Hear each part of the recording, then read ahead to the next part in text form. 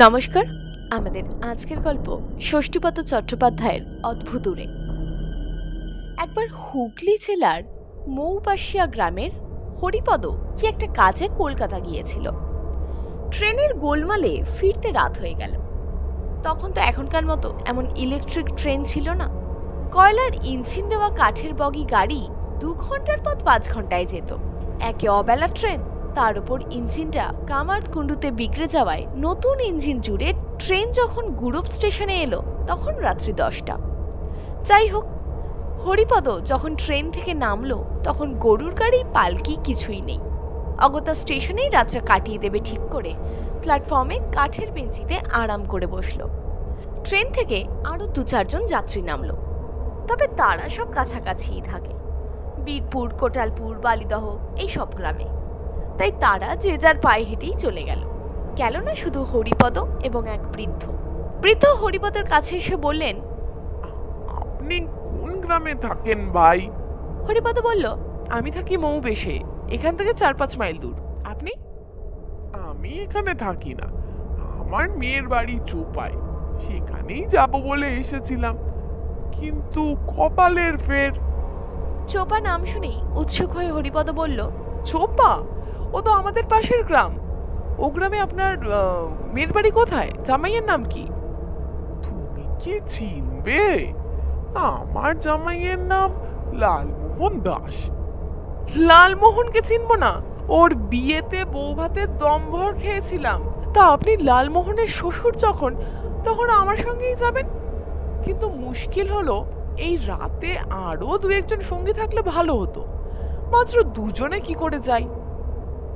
তাহলে কি সারা রাত এখানেই পড়ে থাকতে হবে? তাছাড়া তা আপনি বুড়ো মানুষ, একা একা এলেন যখন, সকালের গাড়িতে কেন এলেন না?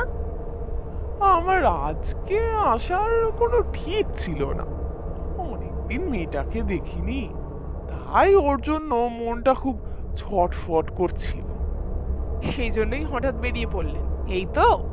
হ্যাঁ, ঠিকই ধরেছ ভাইয়া।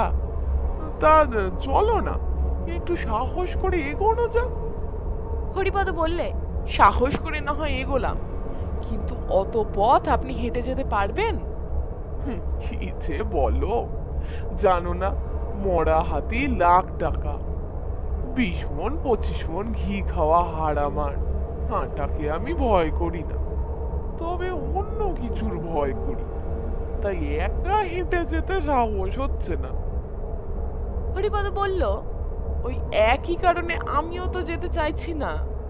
তবে অন্য কিছু বলতে আপনি ঠিক কি বলতে চাইছেন তা জানি না। চোর ডাকাত ঠ্যাঙাড়ে এদের ভয়টাই আমার কাছে বড় ভয়। কেননা ভূতের চেয়ে মানুষ আরো বেশি ভয়ঙ্কর। ভূত আছে কি নেই তা জানি না, কিন্তু মানুষ আছে জানি, আর মানুষ পারে না এমন কোনো কাজ নেই। সে কি হে ছোকরা, তুমি শুধু মানুষকেই ভয় করো, ভূতকে ভয় করো না? না। ভালো ভালো, ভূতের ভয় না করাই ভালো। আমি কিন্তু ভূতের ভয়েই একা যেতে সাহস করছি না। ওরা যখন এইভাবে কথা বলছিলেন তেমন সময় হঠাৎ দূরের একটা চালা ঘরে টিমটিম করে একটা আলো জ্বলতে দেখা গেল। হরিপদ বলল, চলুন তো, মনে হচ্ছে বালিদহের চায়ের দোকানটা এখনো খোলা আছে, দেখি গিয়ে 1 কাপ চা পাই কিনা। এই বলে বৃদ্ধকে সঙ্গে নিয়ে হরিপদ দোকানের দিকে এগিয়ে চলল। কিন্তু বিধিবাম, গিয়ে দেখলো দোকানের ছেলেটি সবকিছু গুছিয়ে চলে যাওয়ার জন্য দোকানের ঝাঁপ বন্ধ করছে। হরিপদ বলল, আচ্ছা, মুশকিল তো, সারা রাত পড়ে থাকতে হবে এখানে, অথচ একটু চাও পাওয়া যাবে না। বৃদ্ধ বললেন, শোনো ভাই, যা বলি, যা আছে কপালে, হাঁটতে তো শুরু করি। হরিপদ বললেন, হাঁটতে আমি পিছু পাও নই, তবে আপনি তো জানেন না এখানকার ব্যাপার স্যাপার। ওই ঘিয়ারপুল জায়গাটা ভালো নয়, এখানকার নাম করা ঠ্যাঙাড়েদের আড্ডা ওখানে। হক, কথা না বলে চুপি চুপি হাঁটা শুরু করি, চলো। চলুন তবে। বলে আর কোনো রকম কথাবার্তা না বলে সেই অন্ধকারে নিঃশব্দে বৃদ্ধকে নিয়ে হাঁটা শুরু করলো হরিপদ। বৃদ্ধ সত্যিই হাঁটতে পারেন, এত বয়সেও বেশ শক্ত সমর্থ, কর্মঠ। হাঁটতে যেন একটুও ক্লান্তি নেই। মাঝে মাঝে হাঁটাতে তিনি হরিপদকেও ছাড়িয়ে যান। এইভাবে হেঁটে হেঁটে কত পথ গেছেন দুজনে তার খেয়াল নেই। হঠাৎ স্টেশনের দিক থেকে একটা মোটরের জোরালো আলো ওদের গায়ে এসে পড়ল। ওরা দুজনেই পথ ছেড়ে সরে দাঁড়ালো রাস্তার উপর। দেখা গেল একটা হুড খোলা মোটর গাড়ি হর্ন বাজিয়ে তীর বেগে ছুটে আসছে ওদের দিকে। বৃদ্ধ বললেন, গাড়িটাকে কোনো রকমে থামানো যায় না? দেখো না একটু চেষ্টা করে। হরিপদ বলল, না, দিনকাল খারাপ তো, ইচ্ছে থাকলেও ভয়ে কেউ গাড়ি থামাবে না। কার মনে কি আছে কে জানে। বলতে বলতেই গাড়িটা সজোরে এসে ব্রেক কষলো ওদের সামনে। প্রচন্ড একটা ঝাঁকুনি খেয়ে থেমে গেল গাড়িটা। গাড়ির ড্রাইভারটা ব্রেক কষেই ওদের দুজনের দিকে বড় বড় করে চোখ পাকিয়ে অবাক বিস্ময়ে চেয়ে রইল। গাড়ির পেছন দিকের সিটে বেশ জাঁতরেল চেহারার একজন ভদ্রলোক বসেছিলেন। ওদের দেখে একটু গম্ভীর গলায় জিজ্ঞেস করলেন, কে আপনারা? হরিপদ বলল, আগে আমরা কোনো মন্দ লোক নই, নিরীহ পথচারী। ট্রেনের গোলমালের জন্য ফিরতে রাত হয়ে গেছে, তাই হেঁটে বাড়ি ফিরছি। ও, তা কোন গ্রামে যাবেন আপনারা? হরিপদ বলল, আমি যাব মৌবাসিয়া, উনি যাবেন চোপায়। তাহলে আমার গাড়িতে আপনারা উঠে আসতে পারেন। আমি যাব মাহিন্দর, আপনার গ্রাম ছাড়িয়ে যোগগ্রামের দিকে। হরিপদ এবং বৃদ্ধ দুজনেই ভদ্রলোককে ধন্যবাদ জানিয়ে গাড়িতে উঠল। ভদ্রলোকের চেহারায় আভিজাত্য আছে, দেখে বেশ গণ্যমান্য ব্যক্তি বলেই মনে হয়। হরিপদ বললেন, আপনি কি মাহিন্দরে থাকেন? আমি কিন্তু এর আগে দেখিনি আপনাকে। ভদ্রলোক বলল, আমি এখানকার লোকই নই, তোমাকে দেখবেন কি করে? আমি থাকি চুচুড়াতে, একজন মরণাপন্ন রোগীর কল্পে তাকে দেখতে যাচ্ছি। আপনি তাহলে ডাক্তারবাবু? মাহিন্দরে কাদের বাড়িতে যাচ্ছেন? ডাক্তারবাবু এবার একটু বিরক্ত হয়ে বললেন, অত কৈফিয়ত আপনাকে দিতে পারবো না মশাই। যেমন বসে আছেন তেমনই চুপচাপ বসে থাকুন। এর ওপর আর কথা চলে না, চুপচাপ বসে রইল। হরিপদ চুপ হয়ে গেল। গাড়ি তখন ঝড়ের গতিতে ছুটছে, এত বেশি স্পিডে যে মাঝে মাঝে মনে হচ্ছে এখনই বুঝি ছিটকে পড়ে যাবে রাস্তা থেকে। কিন্তু সবচেয়ে রহস্যময় ব্যাপার হলো, এমন তীব্রগতি সত্ত্বেও পথের আর শেষ হচ্ছে না। মাঝে মাঝে মনে হচ্ছে যে পথ একবার পার হয়ে এসেছে আবার সেই পথেই ছুটছে গাড়িটা। তাই না দেখে বৃদ্ধ একটু রাগত স্বরে বললেন, ডাক্তারবাবু, আপনার ড্রাইভারকে বলুন গাড়িটা একটু আস্তে চালাতে, তা না হলে যে কোনো মুহূর্তে উল্টে যেতে পারে। ডাক্তারবাবু বলল, উল্টালেই হলো, গাড়িটা কতক্ষণ ছুটছে তার খেয়াল আছে? উল্টোবার হলে এতক্ষণে উল্টেই যেত। কিন্তু কি অসম্ভব রকমের লাফাচ্ছে, মাথায় ঝাঁকুনি লাগছে না? তার উপর বুড়ো মানুষ আমি, এত কষ্ট সহ্য হয়? ডাক্তারবাবু বললেন, বুঝলাম, তবে একটু কষ্ট সহ্য করতে হবে বই কি। বহুদিনের পুরনো গাড়ি, তার উপর একটিও চাকা নেই। রাস্তা ধারে ভাঙাচোরা অবস্থায় পড়েছিল বলে মাথার হুডটাকেও কারা যেন খুলে নিয়ে বেঁচে দিয়েছে। ইঞ্জিনটাও লোপাট, না আছে তেল না আছে জল। এই গাড়ি যে ছুটছে এটাই আশ্চর্য ব্যাপার নয় কি? আমার ড্রাইভার খুব পাকা, তাই না হলে। হরিপদর তো চোখ কপালে উঠে গেছে। সে বেশ বুঝতে পারল কাদের পাল্লায় পড়ে গেছে। কিন্তু বৃদ্ধ কিন্তু ভয় পেলেন না, বেশ গম্ভীরভাবেই জিজ্ঞেস করলেন, চোপা কত দূর? ড্রাইভার এতক্ষণে কথা বলল, এই তো এসে গেছি।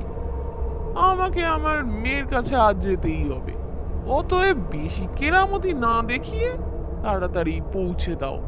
না পারো গাড়ি থামাও, নেমে যাচ্ছি। বৃদ্ধর কথা শুনে ডাক্তারবাবু হো হো করে হাসতে লাগলেন। ড্রাইভারও অমনি তার বড় বড় চোখ দুটো ঠেলে বার করে খ্যাঁ খ্যাঁ করে হাসতে লাগলো। হরিপদর হাত পা কাঁপছে তখন। বৃদ্ধ বললেন, ভয় নেই, আমার উপর ভরসা রাখো, আমি ব্যবস্থা করছি। বলেই ড্রাইভারকে বললেন, এই ড্রাইভার, গাড়ি থামাও, আমরা নেমে যাব। ডাক্তারবাবু হাসতে হাসতে বললেন, এ গাড়ি থামতে জানে না মশাই, ভোর না হওয়া পর্যন্ত এ গাড়ি থামবে না। বৃদ্ধ বললেন, থামতে জানে না যদি, তো তোমাদের গাড়িতে ওঠাবার সময় এটা থেমেছিল কি করে? তখনকার কথা আলাদা, এখন আর থামবে না। যদি পারেন তো চলন্ত গাড়ি থেকে লাফিয়ে নামুন, একবার লাফ দিলেই আপনারাও আমাদের মতো হয়ে যাবেন। আপনি আপনাদের মতন? হ্যাঁ, দেখুন একবার ভালো করে তাকিয়ে দেখুন, আমরা কিন্তু এখন আর আগের মতো নেই। সত্যি তো, ওরা আর আগের মতো নেই। হরিপদ তাকিয়ে দেখল ডাক্তারবাবু এবং ড্রাইভারের আসনে দুটো আস্ত কঙ্কাল বসে আছে। সেই দৃশ্য দেখে বৃদ্ধ তো ভয় পাওয়ার জায়গায় রেগে গেলেন খুব। বললেন, তবে রে আজই নচ্ছারগুলো, আমিও খেল দেখাচ্ছি, দাঁড়া। আজ সকালে ভাত খাওয়ার সময় মাছের কাটা গলায় আটকে আমি মরে গেছি। মেয়েটার জন্য খুব মন কেমন করছিল কদিন ধরে, তাই মেয়েটাকে একবার দেখতে যাচ্ছিল। ভেবেছিল আজ প্রথম দিনটা অন্তত একটু ভালো হয়েই থাকবো, এসব কিছু করব না। তা কিছুতেই ঠিক থাকতে দিলি না তোরা, নিজ মূর্তি ধরিয়েই ছাড়লি। এবার দেখ আমার দৌড়টা। আমি যদি সত্যি সত্যি মরে ভূত হয়ে থাকি তবে এ গাড়ি আমি থামাবই। বলেই ইয়া বড় বড় দুটো হাত বার করে একটা বট গাছের ডাল শক্ত করে ধরে ফেললেন বৃদ্ধ, আর অসম্ভব রকমের লম্বা ঠ্যাং দিয়ে টিপে ধরলেন স্টিয়ারিং শুদ্ধ ড্রাইভারকে। অতএব গাড়িটা প্রচন্ড গতিবেগে থাকা সত্ত্বেও বেকায়দায় পড়ে আটকে গেল। বৃদ্ধ ওই অবস্থাতেই চেঁচাতে লাগলেন, নামো নামো, শিগগির নেমে পড়ো, আর দেরি করো না হরিপদ। আমি বেশিক্ষণ গাড়িটাকে এভাবে ধরে রাখতে পারবো না। তবে লক্ষ্মী ভাই আমার, মনে করে আমার দুঃসংবাদটা আমার মেয়ের বাড়িতে একটু পৌঁছে দিও। জানাজানি হয়ে গেলেই গেল, তখন তো আর সেখানে আমার যাওয়া উচিত হবে না। হরিপদ তখন এক লাফে নেমে এলো গাড়ি থেকে। হরিপদ নেমে যেতেই বৃদ্ধ গাছের ডাল ছেড়ে দিলেন। আটকে থাকা গাড়িটা মুক্তি পেয়ে হু হু শব্দে ছুটে চলল। হরিপদ অবাক বিস্ময়ে চেয়ে দেখল সেই অন্ধকারে মাঠের ওপর দিয়ে এমন একটা গাড়ি ছুটে চলেছে যার একটি চাকাও নেই। যাই হোক, হরিপদ সেরাতে চোপায় ওর বন্ধু লালমোহনের বাড়িতে দুঃসংবাদটা পৌঁছে দিয়ে মৌ বেশে নিজের গ্রামে ফিরে এসেছিল। ভাগ্য ভালো যে গাড়িটা চোপার মোড়েই থেমেছিল, না হলে কি হতো কে জানে। এই ছিল আমাদের আজকের গল্প। যদি আজকের গল্পটি আপনাদের ভালো লাগে তাহলে অবশ্যই ভিডিওটিকে লাইক করুন এবং চ্যানেলটিকে সাবস্ক্রাইব করুন। ভিডিওটিকে লাইক করুন এবং চ্যানেলটিকে সাবস্ক্রাইব করুন। গল্পটি আপনাদের ভালো লাগে তাহলে অবশ্যই ভিডিওটিকে লাইক করুন এবং চ্যানেলটিকে সাবস্ক্রাইব করুন, না হলে কি হতো কে জানে। এই ছিল আমাদের আজকের গল্প। যদি আজকের গল্পটি আপনাদের ভালো লাগে তাহলে অবশ্যই ভিডিওটিকে লাইক করুন এবং চ্যানেলটিকে সাবস্ক্রাইব করুন। আমাদের আজকের গল্প। যদি আজকের গল্পটি আপনাদের ভালো লাগে তাহলে অবশ্যই ভিডিওটিকে লাইক করুন এবং চ্যানেলটিকে সাবস্ক্রাইব করুন। আমাদের আজকের গল্প।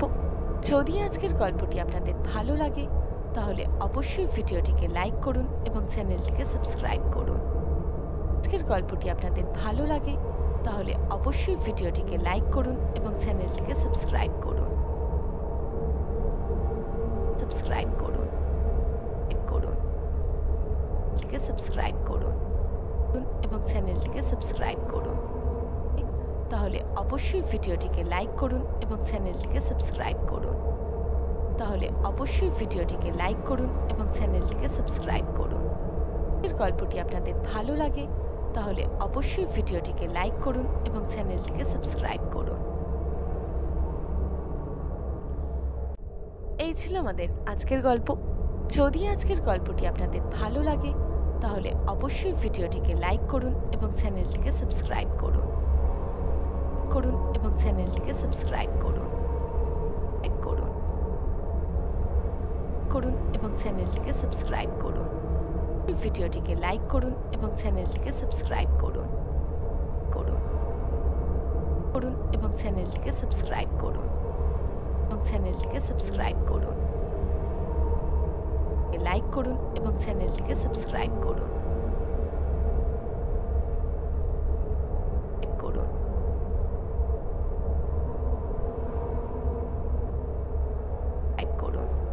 ভিডিওটিকে লাইক করুন এবং চ্যানেলটিকে সাবস্ক্রাইব করুন। গল্পটি আপনাদের ভালো লাগে তাহলে অবশ্যই ভিডিওটিকে লাইক করুন এবং চ্যানেলটিকে সাবস্ক্রাইব করুন।